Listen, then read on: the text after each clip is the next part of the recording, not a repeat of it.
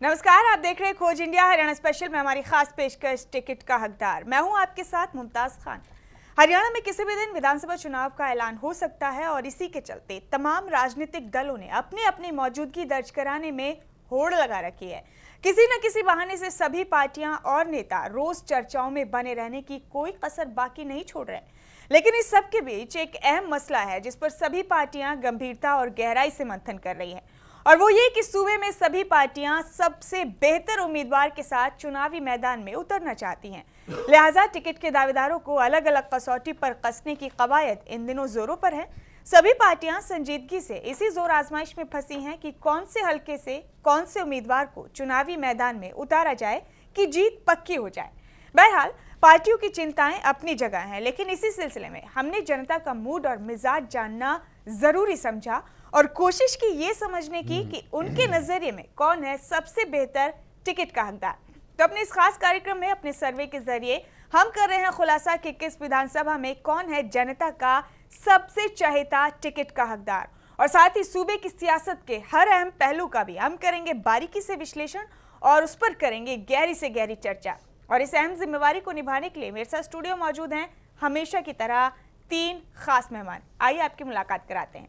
आप हैं chief editor खोज इंडिया विनोद मेहता जी। विनोद जी, आपका बहुत बहुत स्वागत है। आप हैं अजय झा साहब और आप हैं प्रदीप सौरभ जी। आप दोनों का भी बहुत बहुत स्वागत है। आप दोनों राजनीतिक मामलों के जानकार हैं और तमाम चर्चाओं में लगातार हमारे साथ बने रहते हैं और अपने अनुभव के जरिए तमाम अहम पहलुओं का विश्लेषण बहुत बारीकी से करते हैं। तो लीजिए एक बार फिर से हाजिर हम अपनी खास पेशकश टिकट का हकदार लेकर आपके सामने एक नए विधानसभा हलके के साथ। आज हम खोजेंगे महम विधानसभा का सबसे चहेता टिकट का हकदार और अपने सर्वे के जरिए टटोलेंगे वहां की जनता की नब्ज भी। लेकिन हमेशा की तरह सबसे पहले विनोद जी से गुजारिश है कि महम सीट का बैलेट बॉक्स खोलें और यहाँ के सबसे दमदार टिकट के हकदार की खोज शुरू करें। विनोद जी। मुमताज, महम विधानसभा क्षेत्र लोकसभा रोहतक के तहत आता है जी, और कई मामलों में ये बड़ा चर्चित विधानसभा क्षेत्र है। पिछली दफ़ा ऐसा लग रहा था कि दीपेंद्र हुड्डा महम से कम वोटों से जीतेंगे और शमशेर खरकड़ा उनको मुकाबला देंगे, लेकिन महम वालों ने महम की चौधर फिर दोबारा दीपेंद्र हुड्डा को दी और दीपेंद्र वहाँ कम से कम 19% मार्जिन से 19 से भी ज़्यादा मार्जिन से जीते। अब काउंटिंग शुरू होने के बाद देखते हैं कि यहाँ दीपेंद्र अपनी जीत जो है वो कांग्रेस के पक्ष में ट्रांसलेट कर पाएंगे या नहीं। और इसी के साथ हम कई और मुद्दों पर भी चर्चा करेंगे। हरियाणा से बीजेपी के 7 एमपी हैं और टिकटों के बंटवारे को लेके पार्टी ने एमपीज से चर्चा शुरू कर दी है और ऐसी खबर है कि सारे एमपीज को जीत का टारगेट तो दे दिया गया है, लेकिन टिकटें उनकी रिकमेंडेशन पे नहीं दी जा रही, उनको टाइट किया जा रहा है। और ऐसा लग रहा है, एमपीज को भी लग रहा है कि अगर नॉन पॉलिटिकल लोगों को बीजेपी ने टिकटें बांट दी तो शायद चुनावी नतीजे बीजेपी के लिए अच्छे नहीं हो। सारे एमपी अपने अपने इश्यूज़ को लेके अलर्ट हो गए हैं। उनको जानकारी मिल गई है कि 1-2 से ज़्यादा उनकी रिकमेंडेशन पे टिकटें नहीं मिलने वाली। और बीजेपी के एमपीज का सबसे बड़ा प्रॉब्लम अपने परिवार के लोगों को टिकट दिलवाने का है, जो बीजेपी मानने को तैयार नहीं है। लेकिन क्या बीजेपी इस दबाव को झेल पाएगी? क्योंकि बीजेपी ने कहा कि हम रिश्तेदारों को टिकट नहीं देंगे, लेकिन अगर कोई विनिंग है तो उसको रिकमेंड कर सकते हैं। कृष्णपाल गुर्जर अपने बेटे के लिए टिकट मांग रहे हैं। रतनलाल कटारिया अम्बाला से अपनी पत्नी को रिजर्व सीट से लड़वाना चाहते हैं। राजस्थान से एमपी जौनपुरिया सोना से अपने बेटे के लिए टिकट मांग रहे हैं और राव इंद्रजीत आरती राव के लिए रेवाड़ी से टिकट मांग रहे हैं। मुझे लगता है कि जैसे जैसे टिकटों का बंटवारा शुरू होगा बीजेपी में झगड़ा बढ़ जाएगा और इसके संकेत अभी से मिलने शुरू हो गए। करनाल में कल खट्टर साहब को काले झंडे दिखाए गए और सफ़ीदों में आज कैप्टन अभिमन्यु के सामने झगड़ा हुआ। ये झगड़े किस कदर बढ़ेंगे इस पे भी चर्चा करेंगे।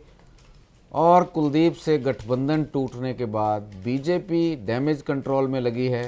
बीजेपी को कुछ नए पहलवानों की तलाश है बीजेपी ढूंढ रही है कि इंडियन नेशनल लोकदल का कौन सा उम्मीदवार विनिंग है उसको उठा के बीजेपी में ले आओ, और कांग्रेस का कौन सा उम्मीदवार विनिंग है उसको उठा के ले आओ, और आदमपुर में कुलदीप को घेरने की कोशिश, और बीजेपी किसी बड़े नेता की तलाश में जो कम से कम परसेप्शन वाइज इस लेवल का हो कि कुलदीप और इसके बीच में कड़ा मुकाबला हो सकता है। और चौटाला परिवार के कुछ सदस्यों पे भी बीजेपी की नज़र, जिसमें चौटाला के भतीजे अनिरुद्ध चौटाला का नाम भी शामिल है। अब बीजेपी अगले कुछ दिनों में क्या धमाके करती है इस पे भी हम चर्चा करेंगे। फिलहाल महम से जिन जिन को हमने शामिल किया है उनको एक बार अनाउंस कर देते हैं। अनंत सिंह डांगी कांग्रेस से सिंगल उम्मीदवार, क्योंकि टिकट का कोई रोला ही नहीं है।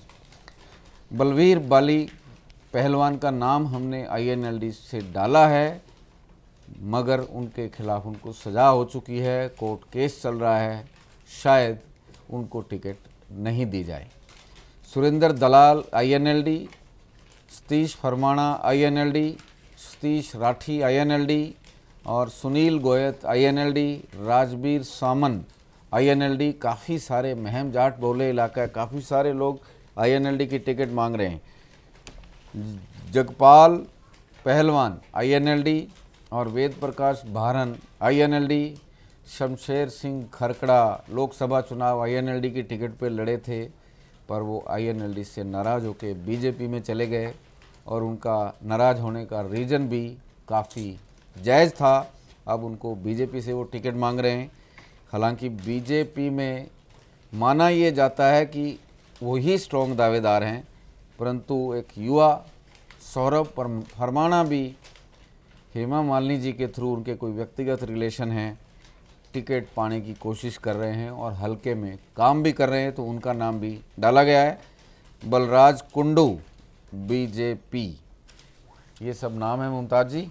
और जब तक कोई रिजल्ट आएगा, पहला राउंड दूसरा राउंड, तब तक हम जी, क्योंकि आज हमने महम सीट को चुना है अपने सर्वे के नतीजे आपके सामने पेश करने के लिए, लिहाजा हम जानने की कोशिश करेंगे महम के वोटर्स का रुझान, यहाँ के मौजूदा सियासी हालात, यहाँ की सभी राजनीतिक सरगर्मियाँ, और साथ ही जानेंगे अपने एक्सपर्ट से कि यहाँ के राजनीतिक ताने बाने, यहाँ एक्टिव सभी पार्टियों के नेताओं की लोगों के बीच पकड़, यहाँ के जातिगत समीकरण और यहाँ के वोटर के मिजाज को देखते हुए वो क्या तस्वीर देखते हैं महम की आने वाले चुनाव के मद्देनजर। लेकिन पहले एक छोटी सी रिपोर्ट के जरिए जानते हैं महम का इतिहास और भूगोल। महम चौबीसी के पवित्र चबूतरे की चौधर का फैसला हरियाणा की जाट राजनीति पर अपना असर दिखाता है। महम चौबीसी के ऐतिहासिक चबूतरे पर हरियाणा के नेता दीप जलाकर चुनावी मैदान में उतरते हैं। महम को सूबे में ज्ञानी चोर की सुरंग के लिए भी जाना जाता है। महम रोहतक जिले का एक विधानसभा क्षेत्र है। महम विधानसभा क्षेत्र में कुल 42 गांव हैं और 2 कस्बे हैं, महम और लाखन माजरा। अगर महम के जातिगत ताने बाने की ओर गौर करें तो यह एक जाट बहुल क्षेत्र है। यहाँ तकरीबन 49% जाट मतदाता है। ब्राह्मणों की तादाद करीब 5.3% है। इसके अलावा यहाँ अनुसूचित और पिछड़ी जातियों के लोग रहते हैं। महम विधानसभा क्षेत्र में कुल मतदाताओं की संख्या 1,66,551 है, जिसमें से पुरुष मतदाताओं की संख्या 92,174 है और महिला मतदाताओं की संख्या 74,377 है। वर्ष 2009 के विधानसभा चुनावों में कांग्रेस ने इस सीट से जीत हासिल की और 2014 के लोकसभा चुनाव में भी कांग्रेस ने इस हलके से बढ़त ली। आने वाले विधानसभा चुनाव में इस हलके की तस्वीर बदलती है या नहीं, किसी और पार्टी को यहाँ की जनता स्वीकारती है या नहीं, ये देखने वाली बात होगी। तो इस रिपोर्ट के जरिए आपने जाना महम का इतिहास और भूगोल। सीधे रुक करेंगे विनोद जी का। विनोद जी, काउंटिंग के नतीजे आने में वक्त है, तब तक हम कुछ अहम सियासी सरगर्मियों पर चर्चा कर सकते हैं। प्रदीप जी, बीजेपी में कहा जा रहा है कि बेटे पोतों पोतियों को नहीं लिया जाएगा, ये मोदी की स्ट्रेटजी है। लेकिन हरियाणा में लगभग हर सांसद कोई अपने रिश्तेदार को एक टिकट दिलवाना चाहता है और कोई नातेदार को दिलवाना चाहता है। क्या बीजेपी कांग्रेस से आए हुए एमपीज़ जो अपने साथ कुछ लगेज भी लाए हैं, जो भी एमपी आया है वो अपने साथ एक बैग अपने कार्यकर्ताओं को भी लाया है, और बीजेपी की टिकट पे जीत गया, क्या उनको बीजेपी टाइट रख पाएगी और रखने का फायदा होगा या नुकसान? देखिए, पहली चीज़ तो मैं ये कहना चाहूँगा कि ये कोई इनका फाइनल स्ट्रेटजी का पार्ट नहीं है कि रिश्तेदारों को नहीं देंगे, नेताओं को, बेटे को नहीं देंगे। उदाहरण के लिए अभी लालजी टंडन के बेटे को लखनऊ में जो उपचुनाव हो रहे हैं उसमें टिकट दे दिया गया है। तो ये एक शुरुआत हो चुकी है उस कहने के बाद। तो अब हरियाणा के जो बीजेपी में लगेज के साथ आए हैं, बैगेज के साथ आए हैं, उनके लिए एक नहीं, आप बताइए, लगेज बैगेज नहीं है?